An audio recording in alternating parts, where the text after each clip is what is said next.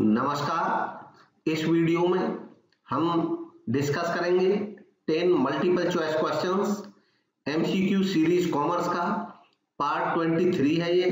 ये महत्वपूर्ण है सभी पीजीटी कॉमर्स के एग्जाम्स के लिए, चाहे वो दिल्ली एसएसबी का है, एनवीएस, केवीएस, यूजीसी नेट का एग्जाम, असिस्टेंट प्रोफेसर या दूसरे कॉम्पिटिटिव एग्जाम्स जिसमें कॉमर्स के मल्टीपल चॉइस क्वेश्चंस पूछे जाते हैं।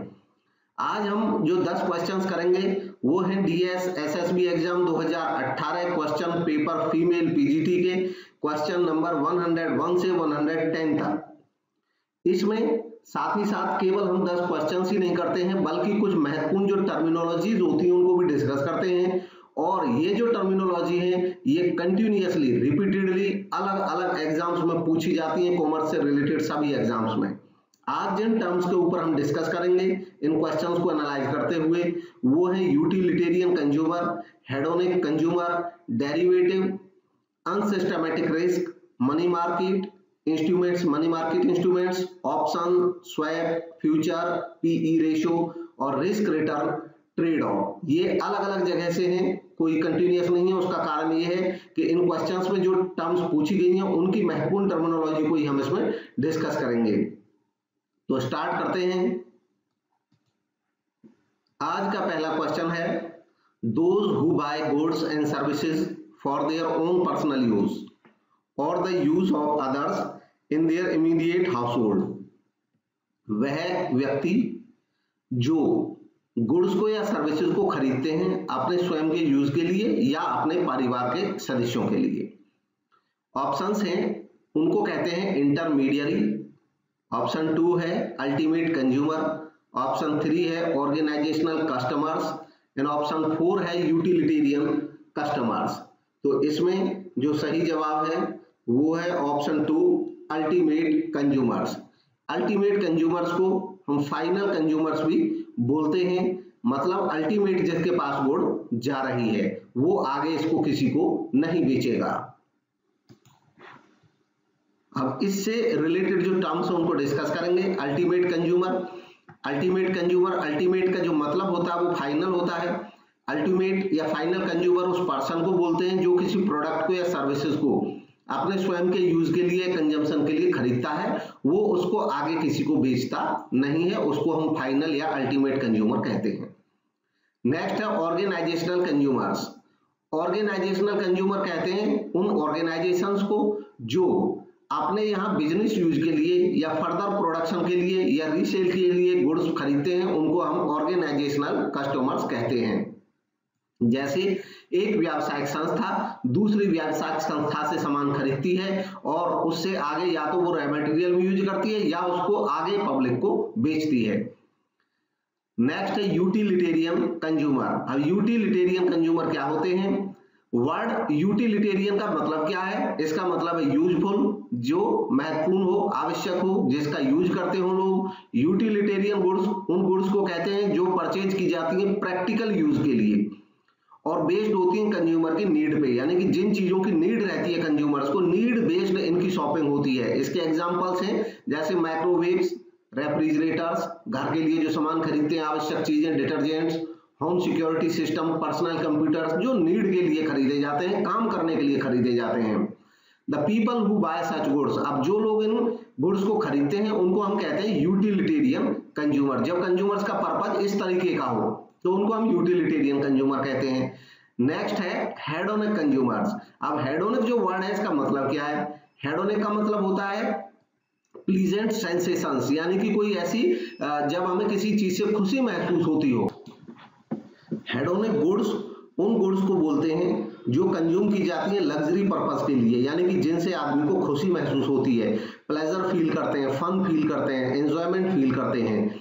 एग्जाम्पल्स हैं इनके जैसे फ्लावर्स खरीदना, डिजाइनर क्लॉथ खरीदना, म्यूजिक सुनना, sports car, luxury watches and chocolate.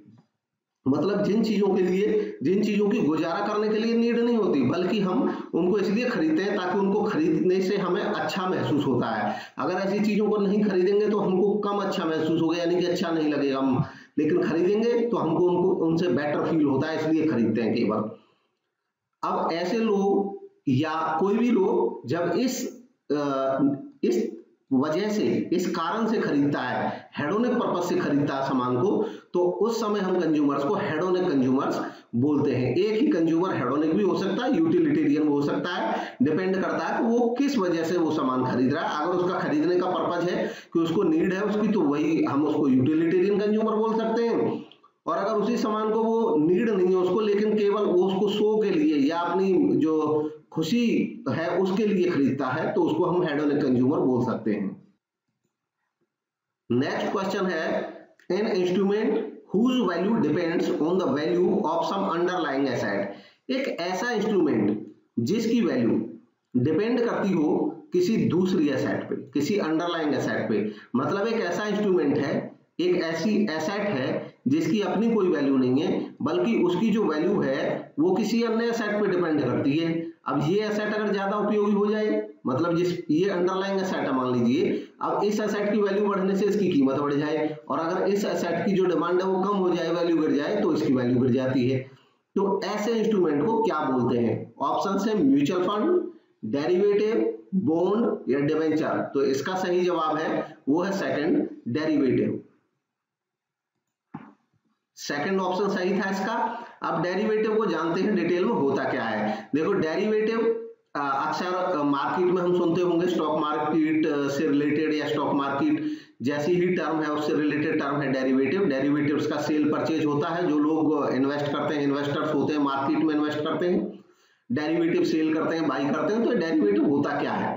दरअसल डेरिवेटिव कोई सामान नहीं होता है, ये एक कॉन्ट्रैक्ट होता है, ये एक समझौता होता है। डेरिवेटिव एक एग्रीमेंट होता है दो पार्टीज के बीच में, between two parties, whose value is based on an underlying asset, जिसकी वैल्यू किसी दूसरी एसेट पे बेस्ड होती है। कॉमन अंडरलाइंग एसेट, ज्यादातर जो अंडरलाइंग एसेट होती हैं उनमें शामिल रहते हैं बॉन्ड। मतलब किसके ऊपर इनकी वैल्यू टिकी हो सकती है? बॉन्ड के ऊपर हो सकती है, किसी कमोडिटी के ऊपर हो सकती है, कोई भी सामान आइटम, करेंसी के ऊपर हो सकती है, इंटरेस्ट रेट्स के ऊपर हो सकती है, मार्केट इंडेक्सेस के ऊपर हो सकती है, इंडिसेस, स्टॉक्स के ऊपर हो सकती है। और इसके जो कॉमन पॉपुलर टाइप है डेरिवेटिव के, वो है ऑप्शन, स्वैप्स, फ्यूचर्स, फॉरवर्ड, ये मोस्ट पॉपुलर डेरिवेटिव्स हैं। तो डेरिवेटिव का कुछ मीनिंग पता हो चला होगा, कुछ और क्लियर होगा अभी हम जब इन चारों को भी डिस्कस करेंगे। इन चारों में सबसे पहले हम डिस्कस करते हैं, बात करते हैं फॉरवर्ड की। फॉरवर्ड क्या है? तो फॉरवर्ड एक कॉन्ट्रैक्ट है, एक डेरिवेटिव है।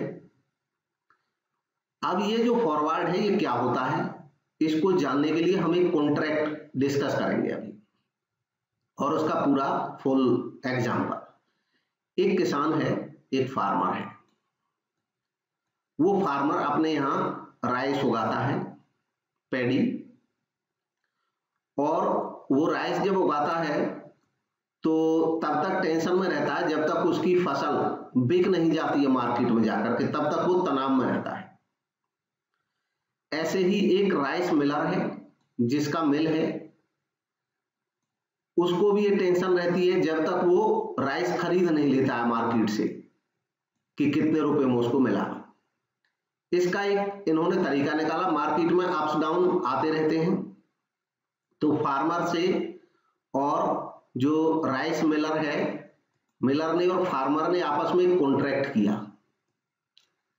इन्होंने एक कॉन्ट्रैक्ट किया कि भी आपकी जो फसल है वो मैं खरीद लूंगा, मिलर खरीद लेगा फार्मर की एसेट, और कीमत तय कर दी कि भाई देखो, चाहे रेट कितना भी रहे उस समय, जब आपका ये राइस तैयार हो जाएगा, पककर रेडी हो जाएगा, उस टाइम पे मैं 2000 रुपीज पर क्विंटल के रेट से बाई कर लूंगा।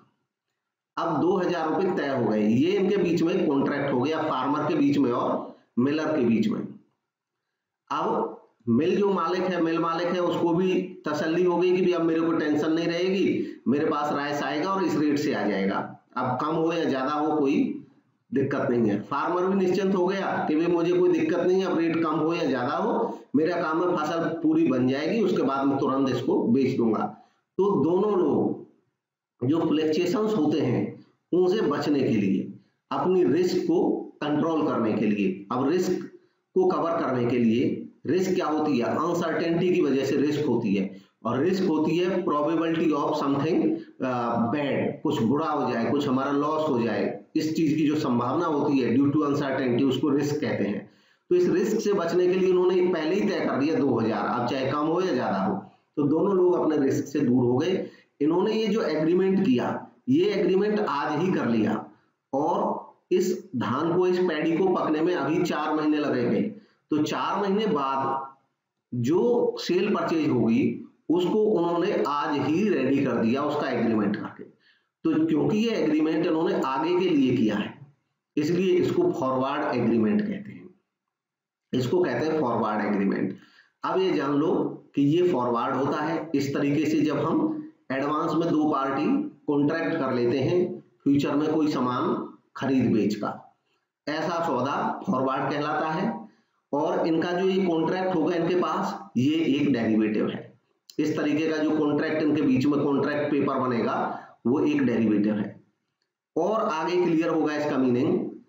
फॉरवर्ड का तो ये एग्जांपल रहा। अब फॉरवर्ड में एक दिक्कत क्या होती है कि इसमें दिक्कत ये रहती है कि ये इन दोनों के बीच में एग्रीमेंट है। हो सकता है एग्रीमेंट कर लिया, बाद में मिलर मुकर जाए अपनी बात से, या जो फार्मर है वो अपनी बात से पीछे हट जाए। तो इसमें यह संभावना बनी रहती है, एक रिस्क बनी रहती है, क्योंकि दो पार्टीज के बीच का एग्रीमेंट है कि इसमें रिस्क, इस बात की रिस्क आ जाती है। एक रिस्क तो कम की इन्होंने एग्रीमेंट के माध्यम से, लेकिन अगर इन्हीं के बीच में कोई डिसऑनेस्टी हो गई, कोई मिसअंडरस्टैंडिंग हो गई, तो इस सौदे में दिक्कत हो सकती है। तो इससे बचने के लिए एक उपाय है कि हम प्रॉपर स्टॉक एक्सचेंज के माध्यम से, स्टॉक एक्सचेंज क्या होता है? स्टॉक एक्सचेंज एक इंस्टीट्यूशन होता है जो फाइनेंशियल सिक्योरिटीज के सेल परचेज में डील करता है।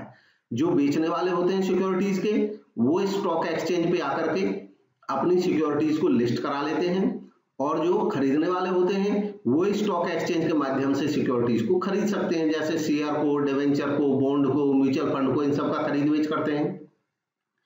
वैसे ही इस तरह के जो एग्रीमेंट्स हैं, उन एग्रीमेंट्स को तैयार करने का काम जब स्टॉक एक्सचेंज के माध्यम से होता है, और स्टॉक एक्सचेंज पे वो लिस्टेड होते हैं। अब जरूरी नहीं है कि यही कॉन्ट्रैक्ट होगा, स्टॉक एक्सचेंज पे वो डिफरेंट टाइप के कॉन्ट्रैक्ट हो सकते हैं। जैसे एक मिलर है, अब मिलर सामान बनाता है, प्रोडक्शन करता है।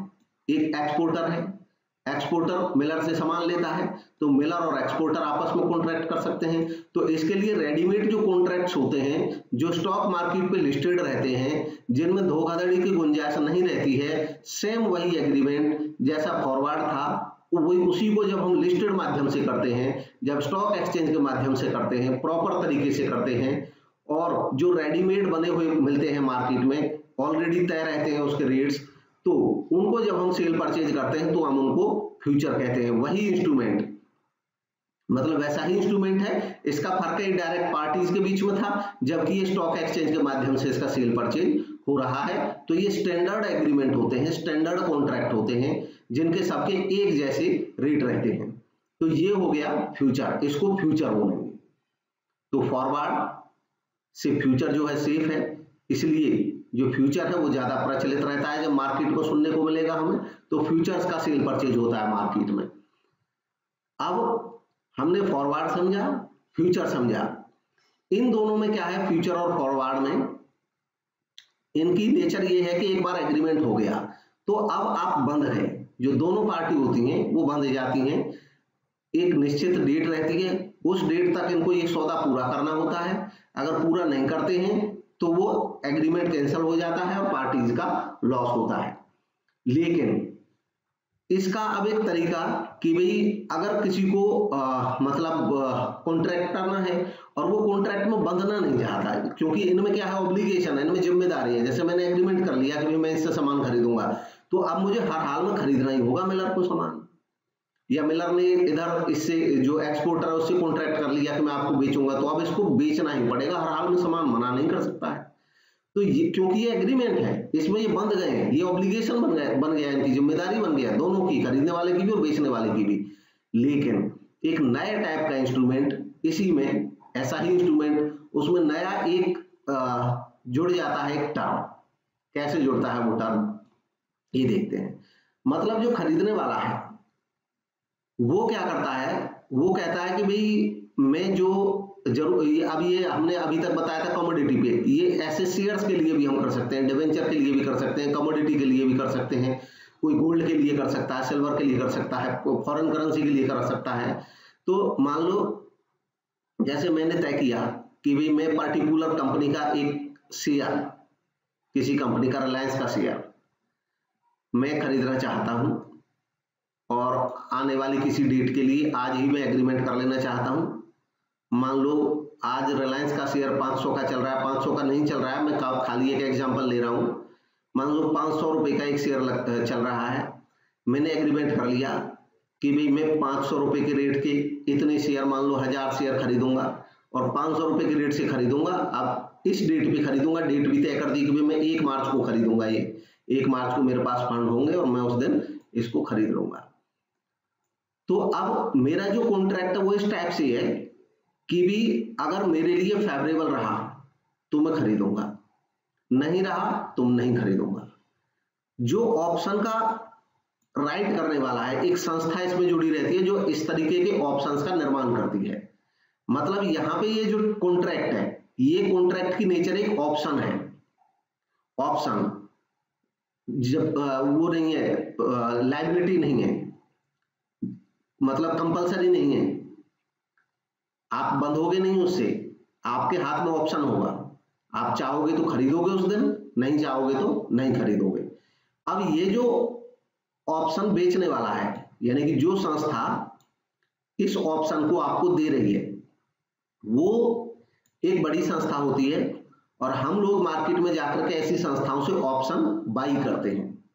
मैंने ये ऑप्शन बाई कर लिया कि भाई मैं 1000 शेयर खरीदूंगा आपसे 500 रुपए के 1 मार्च को। तो अब 500 रुपए के 1000 शेयर, ये हो जाते हैं टोटल कितने रुपए के? 5 लाख रुपए के। तो 5 लाख रुपए के शेयर खरीदने का मैंने एग्रीमेंट कर लिया, तो मैं 5 लाख तो आज दूंगा नहीं, तो क्या करूंगा मैं, क्योंकि उससे तो इसके लिए तो मैं शेयर ही खरीद लेता सीधे। तो मैं क्या करूंगा कि भाई इनको मैं कहूंगा कि आप मेरे से कुछ पैसा ले लीजिए, या ऑलरेडी ये बना के रखते हैं, उसको प्रीमियम बोलते हैं। ये कहेंगे ठीक है ये 5 लाख का बनता है, आप हमें 5000 रुपए दे दो, और ये 5000 रुपए में हम आपको ऑप्शन दे रहे हैं कि आप 1 मार्च तक वेट कर लो आराम से। 1 मार्च को आप देख लेना, आपको अच्छा लगे तो खरीदना, नहीं अच्छा लगे तो मत खरीदना। हाँ, 1 मार्च के बाद ये ऑप्शन खत्म हो जाएगा, ये ऑप्शन आपके पास 1 मार्च तक रहेगा। मान लो रिलायंस का शेयर जिसकी कीमत 500 है, आज हमने 500 में सौदा कर लिया कि हम 1 मार्च को खरीदेंगे, और 1 मार्च को यानी कि आने वाला जो समय है, जिस दिन तक के लिए हमने ये ऑप्शन खरीदा है, उस दिन मान लो इसकी कीमत बढ़ करके हो जाती है 1000, 800, 700, तो ज्यादा हो गई कीमत, तो हमारा इंटरेस्ट होगा, हम इसको खरीद लेंगे और हमको फायदा हो जाएगा। लेकिन अगर ये रेट कम हो गया और आकर के ये रेट 400 ही रह गया या 300 ही रह गया, गिर गया रेट, तो हम उस दिन ये ऑप्शन छोड़ भी सकते हैं, मना कर देंगे हम नहीं ले रहे। उस टाइम पे क्या होगा, हमें लॉस, हमने जो प्रीमियम अमाउंट दे रखा है 5000 रुपए, इसका हमें लॉस हो जाएगा। जो हमने एडवांस दे रखा था, ये एक तरह से समझ लो हमने किसी को एडवांस दे रखा था 5000 रुपए। अब जब आप सौदे से पीछे हटेंगे तो आप पे कोई लीगल एक्शन नहीं होगा, आपकी कोई जिम्मेदारी नहीं है, क्योंकि आपके पास तो ऑप्शन था, ये ऑप्शन था, ऑब्लिगेशन नहीं था आपका, कोई कंपल्सन नहीं है कि आपको जबरदस्ती बेचेगा कोई आदमी। आपने ऑप्शन दिया था, आपका मन करे तो ऑप्शन को यूज करोगे, मन नहीं करेगा तो ऑप्शन को यूज नहीं करोगे, तो इसलिए इसका नाम ही ऑप्शन है। ऐसा कॉन्ट्रैक्ट जब हमारा होता है तो इस कॉन्ट्रैक्ट को हम ऑप्शन बोलते हैं। तो फॉरवर्ड समझ आया? फॉरवर्ड में क्या है, कंपल्सन रहता है हमारे पास, लेकिन वो सिक्योरिटी नहीं रहती है। मतलब सौदे करने वाले जो है दो है पार्टी, वो डिसऑनेस्टी कर सकते हैं। फ्यूचर में डिसऑनेस्टी की संभावना नहीं रहती है, क्योंकि ये मार्केट के एक्सचेंज के थ्रू होता है, तो वहां पे कोई धोखाधड़ी की संभावना नहीं रहती। लेकिन ऑब्लिगेशन रहता है, जिम्मेदारी रहती है, एक बार हमने कॉन्ट्रैक्ट कर लिया तो हमको वो कॉन्ट्रैक्ट पूरा ही करना पड़ेगा। ऑप्शन भी एक कॉन्ट्रैक्ट है, इसमें फायदा ये है कि ये हमारा ऑप्शन है, हमने उसके लिए एडवांस दे दिया 5000 रुपए एक तरह से। अब डूबेगा तो हमारा ये 5000 डूबेगा, और अगर कीमत बढ़ गई, मान लो इसकी कीमत बढ़ जाती है, ये 500 से इसका रेट 600 हो जाता है, तो हम खरीद लेंगे। 500 के रेट से खरीदेंगे और 600 में तुरंत बेच देंगे, 100 रुपए का 1000 रुपये फायदा हो जाएगा। कुल मिलाकर के हम कितने कमा लेंगे? 100 रुपये, इस पे 1 लाख रुपए हम कमा लेंगे। 5000 का खर्च लगा हमारा, 1 लाख हमने अर्न कर लिया, यानी कि 95,000 हमारी नेट अर्निंग हो जाएगी। और अगर मान लो नीचे गया तो हम छोड़ देंगे, तो हमारा लॉस केवल 5000 होगा। तो लॉस बड़ा लिमिटेड है, कम है, लेकिन फायदा बहुत बड़ा हो सकता है। ये ऑप्शन का बेनिफिट होता है। अब यही जो ऑप्शन है, हमने यहाँ पे ये ऑप्शन क्या किया था? बाई के लिए था ये ऑप्शन कि हम खरीदेंगे। तो जब बाई के लिए हम ऑप्शन खरीदते हैं तो इसको कहते हैं कॉल ऑप्शन। ऑप्शन भी दो तरीके का होता है, कॉल ऑप्शन और पुट ऑप्शन। तो जब ऐसा ऑप्शन हम खरीदते हैं बाई करने के लिए कि भाई हम खरीदेंगे 1 मार्च को इतने शेयर, अगर हमें अच्छा लगा रेट तो ये हमारा ऑप्शन था कौन सा? कॉल ऑप्शन था। कॉल मतलब बाई करेंगे, कॉल करेंगे हम। अब यही ऑप्शन सेल करने के लिए भी खरीद सकता है कोई व्यक्ति। जैसे किसी को दिख रहा है कि आने वाले टाइम में हो सकता है कीमतें गिरेंगी, तो हमने आज ही सोच लिया कि ठीक है हम इसका सेल करने का ऑप्शन ले लेते हैं। तो हम सेल करने का जब ऑप्शन लेते हैं कि भाई हम इतनी सिक्योरिटी सेल कर रहे हैं, आपको 500 रुपए के रेट से सेल कर रहे हैं, जब रेट गिर जाएगा तब खरीद लेंगे और पूरा कर देंगे। तो जब हम सेल करने के लिए ऑप्शन, जैसे बाई का था, इसका उल्टा सेल का होता है। अब सेल करने का हमने ऑप्शन ले लिया कि भाई हम 500 रुपए के रेट से 500 रुपए के रेट से 1000 शेयर बेचेंगे। तो बेचने का ऑप्शन हमको मिल गया। जो ऑप्शन राइटर है उसने कह दिया ठीक है आप बेच देना, हम खरीद लेंगे। तो हम क्या करेंगे कि 500 रुपए के रेट से हमने तय कर लिया कि हम 1 मार्च को आपको 1000 शेयर 500 रुपए के रेट से बेचेंगे, मतलब 5 लाख रुपए में बेचेंगे। अब अगर 1 मार्च से पहले ये कीमतें कम किया जाती तो हमको बेनिफिट हो जाएगा, क्योंकि हम 500 के रेट में बेचेंगे, खरीदेंगे 400 के रेट में, तो हमें 100 रुपए का बेनिफिट मिल जाएगा।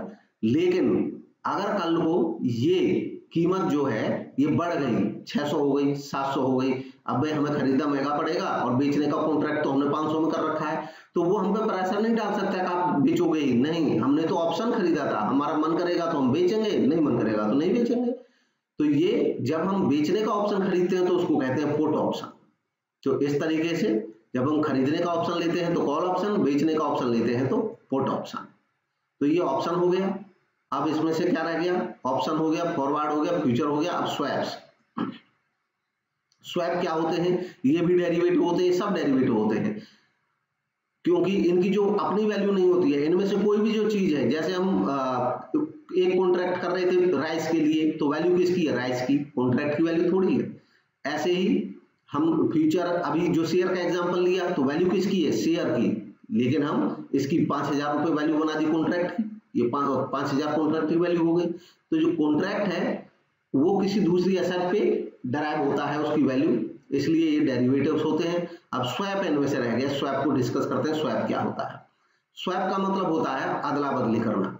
इसमें क्या होता है? स्वैप में बहुत सारे तरीके से स्वैप जो है वो भी किसी भी सिक्योरिटी पे हो सकते हैं, किसी भी चीज के लिए, शेयर के लिए, करेंसी के लिए, फ्यूचर फॉरेन करेंसी के लिए, किसी के लिए भी हो सकता है, इंटरेस्ट रेट के लिए भी हो सकता है, ब्याज। अब इंटरेस्ट रेट के लिए भी हो सकता है। तो इसका एक ऐसे बहुत सारे एग्जांपल है। एक एग्जांपल इसका देते हैं सिंपल। मान लीजिए 2 कंपनी है, एक अमेरिका की कंपनी है, एक इंडिया की कंपनी है। अब अमेरिका की कंपनी ने एक अपनी सब्सिडरी इंडिया में खोल रखी है और इंडिया की कंपनी ने एक अपनी सब्सिडरी यानी कि सहायक कंपनी अमेरिका में खोल रखी है, सब्सिडरी इन अमेरिका। अब ये जो सब्सिडरी है अमेरिका की, इसको अपना साइज बढ़ाना है और इसके लिए इसको रुपया चाहिए। इंडिया की जो सब्सिडरी है उसको अमेरिका में अपना साइज बढ़ाना है, नया प्रोजेक्ट बनाना है, तो उसको वहां पे फाइनेंस चाहिए। अब अगर इंडिया, ये जो सब्सिडरी है अमेरिका में, अमेरिका की सब्सिडरी इंडिया में, अगर ये इंडिया में लोन लेती है तो इसको यहाँ की घरेलू कंपनियों से थोड़ा महंगा मिलेगा। मतलब ये अमेरिका की सब्सिडरी अगर लोन लेती है तो मान लो इंडिया में इसको रेट है 10% पर एनम से मिलेगा इसको रेट। अगर इंडियन कंपनी इंडिया में लोन लेती है तो इसको इंडिया में मिल रहा है रेट मान लो 8% के रेट से। ये इंडिया का रेट बता रहे हैं हम, रुपये का। अब अमेरिका की कंपनी अमेरिका में लोन लेती है, तो मान लो इसको मिल रहा है 4% पर एनम। और अगर इंडिया की जो सब्सिडरी है, सब्सिडरी इन अमेरिका, इंडिया की कंपनी की सब्सिडरी अमेरिका में, अगर ये अमेरिका में लोन लेती है तो इसको वहां महंगा मिल रहा है, अमेरिका में इसको वो मिल रहा है अमेरिकन, हम यहां पे देख रहे हैं किसका, सब्सिडरी इन अमेरिका, इसको मिल रहा है 6% के रेट से। अगर दिक्कत लगे तो थोड़ा सा पॉज करके फिर बैक कर लेना और पॉइंट्स को समझ लेना। इसके बाद होता क्या है, अब अमेरिका की जो सब्सिडरी है इंडिया में, वो 10% पे उसको लोन मिलेगा। इंडिया की सब्सिडरी जो है अमेरिका में, उसको 6% पे लोन मिल रहा है, उनको वहां पे लोन चाहिए। तो ये क्या कर सकते हैं, इन कंपनीज के पास ऑप्शन है, अमेरिका की कंपनी ने बात की इंडिया की कंपनी से, अमेरिका की कंपनी ने इंडिया की कंपनी से बात की कि भी जो हमारी सब्सिडरी है वो इंडिया में है, उसको 10% पे मिल रहा है, आप अगर ब्याज लोगे इंडिया में ही लोन तो 8% पे मिल जाएगा, तो आपको इंडिया में रुपए में 8% पे लोन लेके और ये लोन दे दो हमारी कंपनी, और आपकी कंपनी को, यानी कि जो इंडिया की कंपनी अमेरिका में सब्सिडरी है उसको 6% मिल रहा है, उसको हम 4% पे हमको मिल जाता है लोन, हम अपने बैंक से 4% पे लेके उसको दे देंगे सेम अमाउंट का लोन। सीधी बात है कि हमने अमेरिका की कंपनी की मदद कर दी, इंडिया की कंपनी ने, इंडिया की कंपनी ने अमेरिका की कंपनी की मदद कर दी। अपने अपने देश में जो कम उनको मिल सकता था रेट ऑफ इंटरेस्ट पे, उन्होंने एक दूसरे की सब्सिडरी को दिलवा दिया वो ब्याज। तो इस तरीके से जो रेट ऑफ इंटरेस्ट है दोनों कंपनियों को कम पड़ गया, तो ये स्वैप होता है। इसके अलावा और भी एग्जांपल्स हो सकते हैं। इस तरीके के जो कॉन्ट्रैक्ट होते हैं वो स्वैप कहलाते हैं। उम्मीद है ये सारे जो कॉन्सेप्ट्स हैं क्लियर हुए होंगे। ये बहुत सारे एग्जाम्स में पूछे जाते हैं, फिर भी कोई कमी रह जाएगी तो आने वाले वीडियोस में फिर किसी क्वेश्चन में आएंगे, अलग वहां से फिर हो जाएगा। नेक्स्ट है म्यूचुअल फंड। म्यूचुअल फंड क्या होता है, ये कंबाइंड फंड होता है, ज्वाइंट फंड होता है, जो कोई कंपनी इकट्ठा करती है बहुत सारे इन्वेस्टर्स से और उसको आगे किसी और कंपनी के शेयर डिवेंचर्स में लगा देती है, पैसा कमाती है, और पैसा कमा करके जो इन्वेस्टर हैं जिन्होंने म्यूचुअल फंड में पैसा दिया है उनको वो पैसा प्रोवाइड कराती है। तो इस तरीके से म्यूचुअल फंड एक फंड होता है, पैसा इन्वेस्टर्स लगाते हैं और वो इन्वेस्टर्स कमाते हैं, एक जगह इकट्ठा कर दिया जाता है उस फंड को। नेक्स्ट है बॉन्ड्स।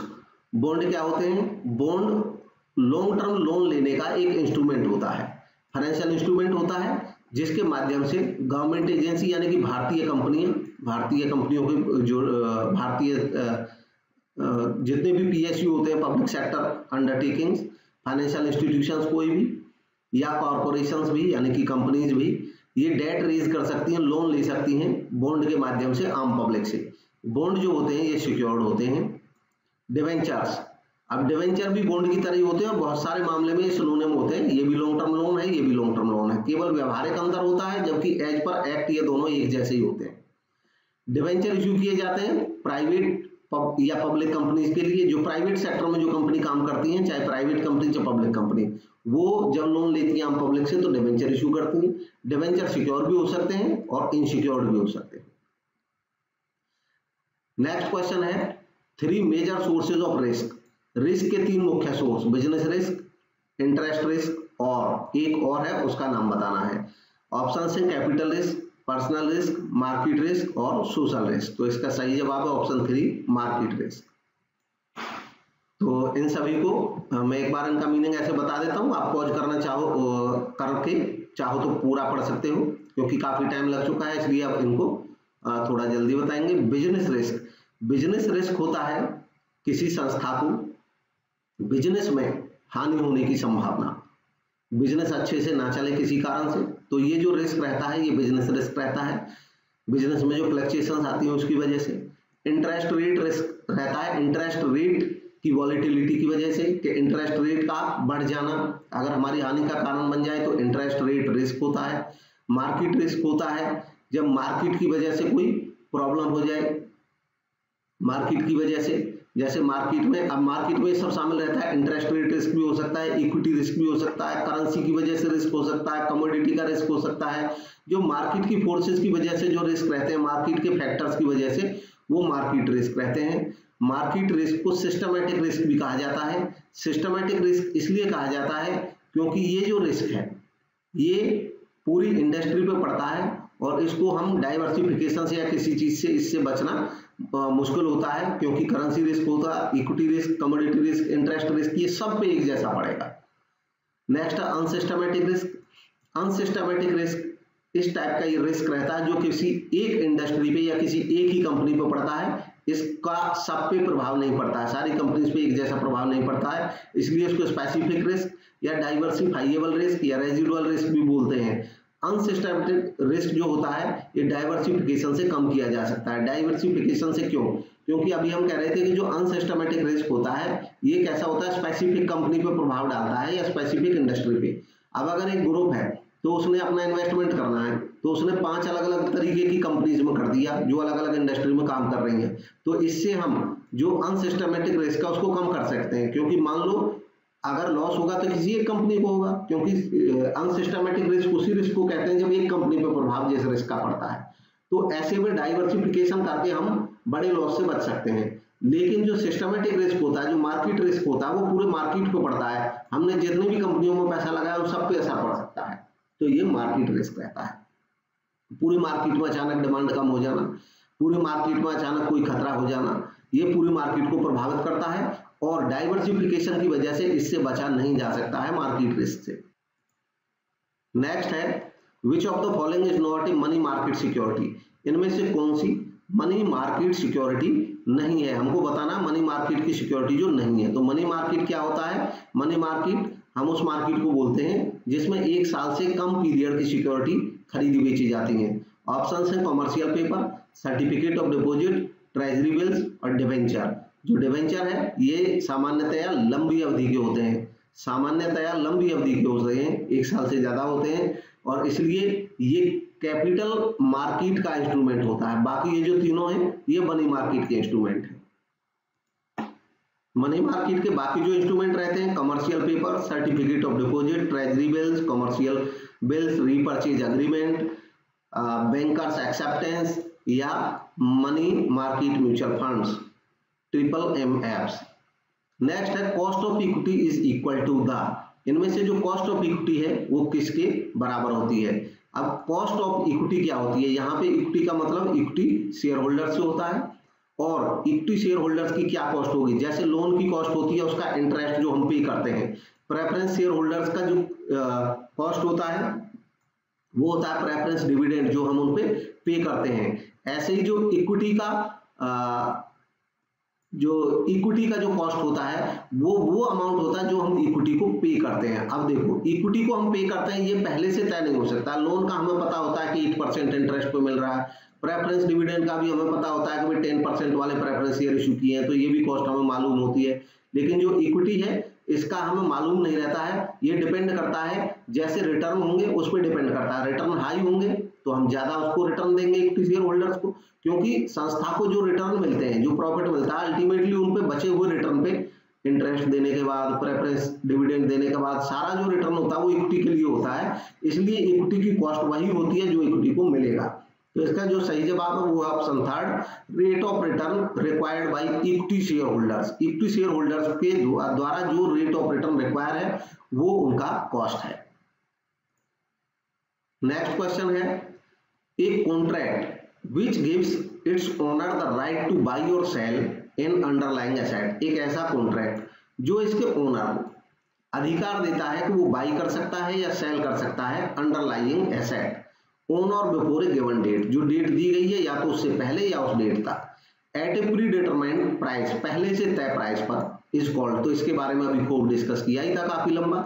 ये क्या है इसमें यहाँ पे देख लो, जब आपको ऑप्शन मिल रहा है which gives the owner the right मिल रहा है यानी कि आपका अधिकार है, आप खरीद सकते हैं, या तो खरीदने का अधिकार खरीदेंगे या बेचने का, यानी कि यहाँ पे आप एक राइट खरीद रहे हैं। तो ये क्या है? ये एक ऑप्शन है। तो और सब डिस्कस किए थे हमने। एन्युटी एक इसमें नया है, इसलिए इसको डिस्कस कर लेते हैं।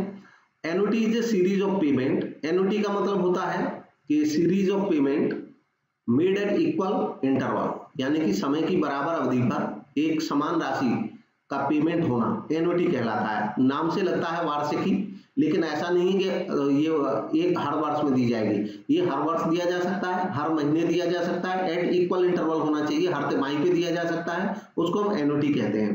एग्जाम्पल्स ऑफ एन्युटीज है regular deposit to a saving account. अगर कोई आदमी सेविंग अकाउंट में रेगुलर डिपॉजिट करे, आरडी जो खुलवाते हैं recurring deposit, monthly home mortgage payment, घर की किस्त मंथली देना, मंथली इंश्योरेंस पेमेंट करना, या पेंशन की पेमेंट मिलना, पेंशन जो मिलती है वो एन्युटी कहलाती हैं सब।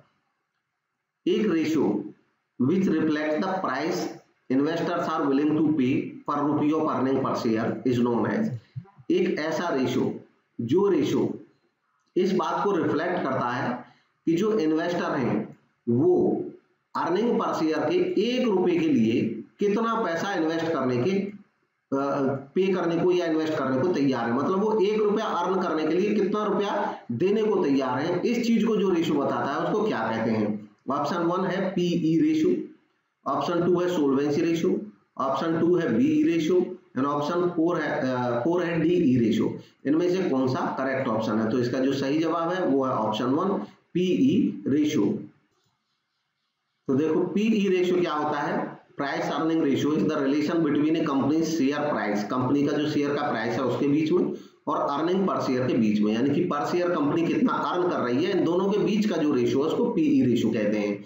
ये रिप्रेजेंट करता है इस बात को कि मार्केट इज विलिंग टू पे, यानी कि मार्केट में जो इन्वेस्टर है वो तैयार है पे करने के लिए पूरे कंपनीज प्रॉफिट्स, एक कंपनी के प्रॉफिट्स के लिए कितना देने को तैयार है। पीई रेशियो को निकाला जाता है earning per share upon price per share, earning per share upon price per share. इसके लिए अर्निंग पर शेयर को भी जानना होगा। अर्निंग पर शेयर क्या होता है? Earning per share is the portion of company's net income, company की शुद्ध इनकम का वह हिस्सा that would be earned per share, जो पर शेयर अर्न होगा if all profits were paid out to its share holder, अगर सारे profit share holders को दे दिए जाएं। इसको निकालने का फॉर्मूला है पीएस का net earnings upon total share outstanding. Net earning का मतलब हुआ कि ऐसी अर्निंग जिनमें से सारे खर्चे घटा दिए गए हों, इंटरेस्ट ऑन लोन भी घटा दिया गया हो, प्रेफरेंस का डिविडेंड भी घटा दिया गया हो। इसका एक एग्जांपल लेते हैं। मान लो किसी कंपनी के पास जो नेट अर्निंग्स हैं वो बचती हैं 10 लाख रुपए की, और उसके जो टोटल शेयर आउटस्टैंडिंग है वो है 1 लाख। टोटल शेयर आउटस्टैंडिंग का मतलब इस शेयर की जो कंपनी के वर्तमान में टोटल शेयर है जिन पे डिविडेंड देना है। तो अगर हम जाने पर शेयर कितना अर्निंग होगा ये, तो पर शेयर अर्निंग पर शेयर उसी को बोलते हैं ईपीएस। जब ईपीएस निकालेंगे तो 10 लाख रुपए कंपनी के पास अर्निंग है, 1 लाख शेयर है, तो एक हिस्से के शेयर में कितना आ जाएगा? 10 रुपया आ जाएगा। 10 लाख अपॉन 1 लाख, लाख से लाख कट जाएगा, जीरो रखेंगे तो, और ये आ जाएगा 10 रुपये पर शेयर। तो एक शेयर को मिलेंगे कितने? 10 रुपये। अब हम पी रेशियो निकालेंगे, तो पी रेशियो कैसे निकलेगा? Earning per share, earning per share कितना है? 10, तो हमने रख दिया 10। अब लिखेंगे अपॉन, तो उसमें अपॉन है प्राइस पर शेयर। मान लो पर शेयर हमें 100 रुपए में मिल रहा है, एक शेयर मार्केट से हमें कितने में मिल रहा है? 100 रुपए में, तो इसके अपॉन कर देंगे 100। तो ये जो रेशियो है ये हमको ये बताएगा, ये आ जाएगा 0 से 0 कट जाएगी, और या तो इसको 0.10 ऐसे कहेंगे, या हम इसको 1/10 भी कह सकते हैं। और ये बताता है कि हम 1 रुपया अर्न करने के लिए हमें 10 रुपया खर्च करना पड़ेगा, या 1 रुपया अर्न करने के लिए हम 10 रुपया देने को तैयार हैं। इस बात को बताता है पीई रेशियो। नेक्स्ट है which one of the following would not tighten a firm's credit policy. इनमें से कौन सा ऐसा स्टेटमेंट है जो किसी फर्म की क्रेडिट पॉलिसी को टाइट नहीं करता है? क्रेडिट पॉलिसी का मतलब होता है उधार बेचने की पॉलिसी। तो उधार जो पॉलिसी है, हम उधार देने की पॉलिसी जो है किसी फर्म की, वो टाइट कब होगी? जब हम कंडीशंस को टाइट कर देंगे, कंडीशंस को टाइट कर देंगे, रेट बढ़ा देंगे, पीरियड कम कर देंगे, शॉर्ट कर देंगे, या जो गाइडलाइंस उनको स्ट्रिक्ट कर देंगे, रिक्वायरमेंट ज़्यादा बना देंगे, तो टर्म एंड कंडीशन ज़्यादा थोप देंगे, तो वो टाइट हो जाएगी। उनमें से हमें ऐसा ऑप्शन चुनना है जिससे टाइट नहीं होगी। ऑप्शन है lengthening the discounting period, discount period को बढ़ा दिया। अगर अवधि को बढ़ा देंगे तो हमारी पॉलिसी कैसी होगी? लूज हो जाएगी, टाइट नहीं होगी। इसलिए जो ऑप्शन 1 है वही करेक्ट होगा। बाकी इंप्लीमेंटिंग ए मोर स्ट्रिंजेंट क्रेडिट स्टैंडर्ड, अगर क्रेडिट स्टैंडर्ड ज्यादा हम कठोर लागू करेंगे कि भी आपका क्रेडिट जो है वो बहुत अच्छा होना चाहिए स्कोर, तभी हम क्रेडिट अलाउ करेंगे, तो ये मुश्किल हो जाएगी। इससे रिक्वायरेंगे cash down payment on any purchase, हर परचेज पे कैश डाउन पेमेंट अगर रिक्वायर करेंगे तो भी थोड़ी स्ट्रिक्ट होगी ये। और shortening the net due period, अगर डेट ड्यू पीरियड को छोटा करेंगे तब भी पॉलिसी स्ट्रिक्ट रहेगी। नेक्स्ट है security X has an expected rate of return of 5% and standard deviation of 4%। Security X जो है उस पे उम्मीद है 5% रिटर्न की और उसका स्टैंडर्ड डेविएशन 4% है।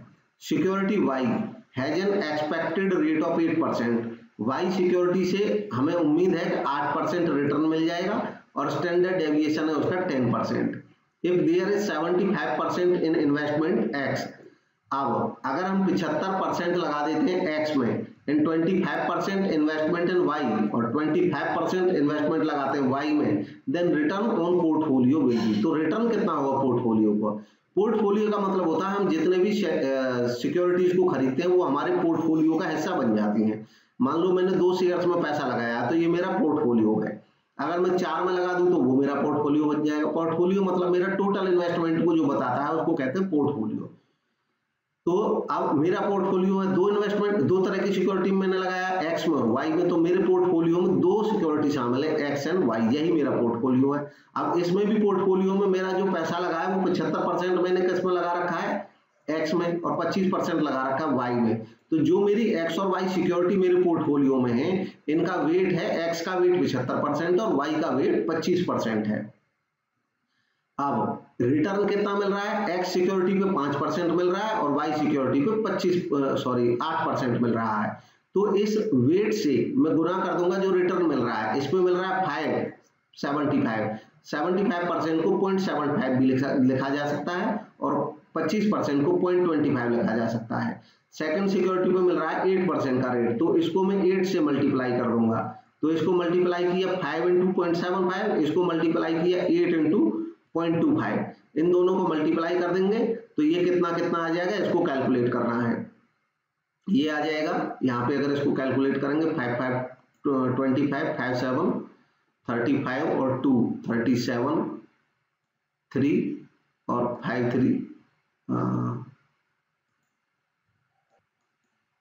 5 7 35, तो ये 35 2 7 हो गया और ये आ गया 3, तो 3.75 तो आ गया इसका 3.75 इन दोनों का।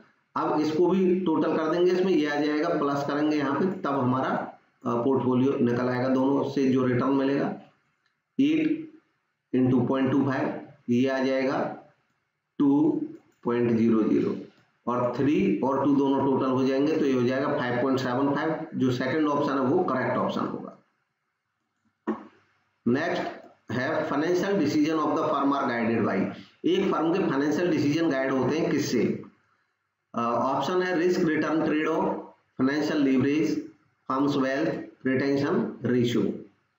तो फाइनेंशियल डिसीजन, हालांकि जो फाइनेंशियल डिसीजन है वो ये सारी टर्म ही फाइनेंशियल डिसीजन से रिलेटेड हैं, लेकिन यहाँ पे पूछा है कि फाइनेंशियल डिसीजन गाइड किसके द्वारा होते हैं, मतलब कौन सी चीज है जो उनको निर्देश देती है कि हमको अब डिसीजन लेना चाहिए फाइनेंस करने का या नहीं करने का किसी चीज में। तो उसमें जो सबसे बेटर है वो है option 1 risk return trade of. Risk return trade of क्या होता है? रिस्क रिटर्न ट्रेड ऑफ होता है कि जब हम इन्वेस्टमेंट करते हैं तो हमें पता है किसी भी इन्वेस्टमेंट में रिस्क भी रहता है, भाई हम रिस्क इन्वेस्टमेंट कर रहे हैं, हो सकता है अच्छा उसका रिटर्न नहीं मिले, तो ये रिस्क है। और रिटर्न क्या होता है कि हम इन्वेस्टमेंट करते हैं तो हमारी एक्सपेक्टेशन रहती है कुछ ना कुछ अर्निंग आएगी, उसको हम रिटर्न कहते हैं। तो रिस्क और रिटर्न इन दोनों का जो रिलेशन है वो काफी महत्वपूर्ण होता है और इन दोनों का जो रिलेशन है वो गाइड करता है इन्वेस्टमेंट को कि हम कहीं पे इन्वेस्टमेंट ज्यादा करें या कम करें। इन दोनों में एक रिलेशन रहता है रिस्क में और रिटर्न में।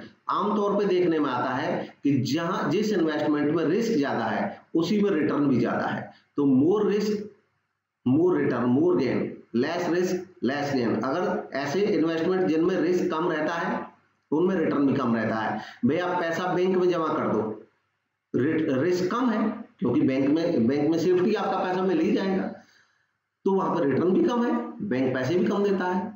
आप म्यूचुअल फंड में लगा दो तो म्यूचुअल फंड में थोड़ा ज्यादा रिटर्न मिल जाएगा लेकिन थोड़ा रिस्क भी बढ़ जाएगा, बैंक जैसा नहीं रहेगा। बैंक में तो श्योरिटी है कि आपको 4% मिलना है तो 4% मिलेगा ही मिलेगा। अब म्यूचुअल फंड में हो सकता है 10% मिल जाए, लेकिन हो सकता है 1 भी रुपये ना मिले और नेगेटिव भी चल सकता है। शेयर में आप लगाओ, हो सकता है ज्यादा रिटर्न मिल जाए लेकिन हो सकता है और ज्यादा लॉस हो जाए, रिस्क हो जाए। तो रिस्क और रिटर्न एक साथ चलते हैं, इस रिलेशन को ही कहा जाता है रिस्क रिटर्न ट्रेड ऑफ। बाकी जो थे इस ऑप्शन में वो पिछले क्वेश्चंस में ऑलरेडी हम डिस्कस कर चुके हैं। रिस्क रिटर्न ट्रेड ऑफ ये कॉन्सेप्ट है, इसको आप रीड कर सकते हैं, अभी समझाया, इसको डिटेल में पढ़ सकते हैं जिनको पढ़ना है। यहाँ से रिटेंशन रेशियो आप देख सकते हैं। रिटेंशन रेशियो क्या होता है कि जब किसी कंपनी को प्रॉफिट होता है तो कोई कंपनी सारे प्रॉफिट को डिविडेंड में नहीं बांट देती है, कुछ पैसा डिविडेंड में बांट देती है और कुछ पैसा कंपनी में ही रहने देती है, उसको कहते हैं रिटेंशन, रिटेंडर नेम। तो प्रॉफिट का जितने परसेंट हम रिटेन कर लेते हैं संस्था में उसको कहते हैं रिटेंशन रेशियो। एक संस्था अपने रिटेंशन रेशियो को बढ़ाती है अगर उसको लगता है कि आने वाले प्रोजेक्ट के लिए उसको फंड्स की ज्यादा जरूरत है। तो ये था आज का डिस्कशन हमारा, और आप कमेंट के माध्यम से बता सकते हैं वीडियो आपको कैसा लगा। अच्छा लगा तो लाइक जरूर करें, और इन जो आने वाली सीरीज है इसको ढंग से देखें। बहुत सारे कॉन्सेप्ट हम आने वाले में डिस्कस करेंगे। अगर कोई कॉन्सेप्ट आज समझ नहीं आया होगा, ज्यादा जल्दी कर दिया होगा, तो आने वाले वीडियोस में वो पूरा हो जाएगा। और इसका जल्दी ही एक पूरी टर्मिनोलॉजी की लिस्ट भी लाऊंगा कि किस टर्मिनोलॉजी के ऊपर क्वेश्चंस पूछे जाते हैं, उनका एनालिसिस भी वीडियो के माध्यम से करेंगे। आप अपने सजेशंस भी दे सकते हैं। And thank you for watching.